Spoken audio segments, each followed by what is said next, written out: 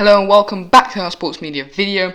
This is episode 2 of the series What is the Future For? And in this episode we are doing What is the Future for the Panthers?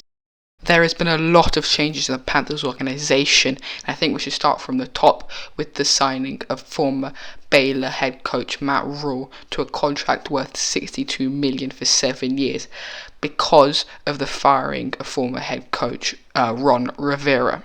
Matt Rhule has been head coach to 2 college teams, Temple and Baylor, and he's managed to turn them around from a losing team to a winning team in around 2 to 3 years for both of them. So I think for the Panthers, he'll probably take 3 years to rebuild this team, especially how Drew Brees and Tom Brady's contract both are for 2 years. The Panthers already have a really good offense with young wide receivers like DJ Moore and Jarius Wright, and they have just signed former Jets wide receiver Robbie Anderson, and of course they have as their running back Christian McCaffrey. Christian McCaffrey has just signed a contract for $17 million for 4 years, and he's arguably one of the best wide receivers in the league. So I think this is a great thing that the Carolina Panthers have just done, and he'll probably do really well in the future. However, sadly, they lost former Pro Bowl tight end Greg Olsen to the Seahawks. Greg Olsen signed a contract worth $7 million for 1 year. This is going to lead to a few problems in the Panthers organisation, as their next tight end is Ian Thomas, and he still isn't at the catching level as Greg Olsen, but can block really well. So we're just going to have to see how they use him. However, they lost a lot of players on the defensive side of the ball, starting off with former 8-time Pro Bowler Luke Kuechly.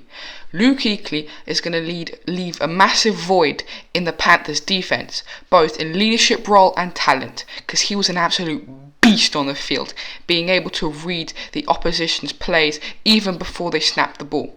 Unfortunately, they also lost 2 defensive tackles to the Cowboys, starting off with Dontari Poe, who signed a contract for $18 million for 3 years, and also Gerald McCoy, who signed a contract for $20 million for 3 years.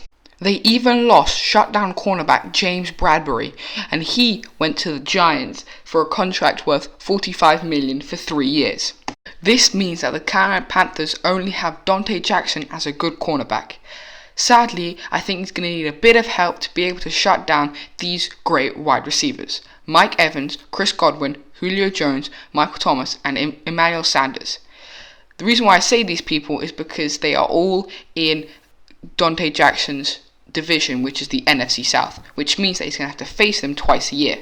And these are one of the best wide receivers in the league, so the Carolina Panthers should upgrade their cornerback situation. If I were the Panthers, I would draft Isaiah Simmons, because he's a great package of cornerback, middle linebacker, and defensive tackle. He can sit back and be a safety / cornerback, he can be a middle linebacker and watch the eyes of the quarterback, and he can even get to the quarterback and tackle him as a defensive tackle. So he can be a multitude of positions, and I think that the Panthers will be able to use him really well. There has never been a player like Isaiah Simmons, and I predict that he'll be able to patch many holes in a very weak defense. They also signed Teddy Bridgewater to a contract worth $63 million for 3 years. Sadly, they had to release 2015 MVP Cam Newton.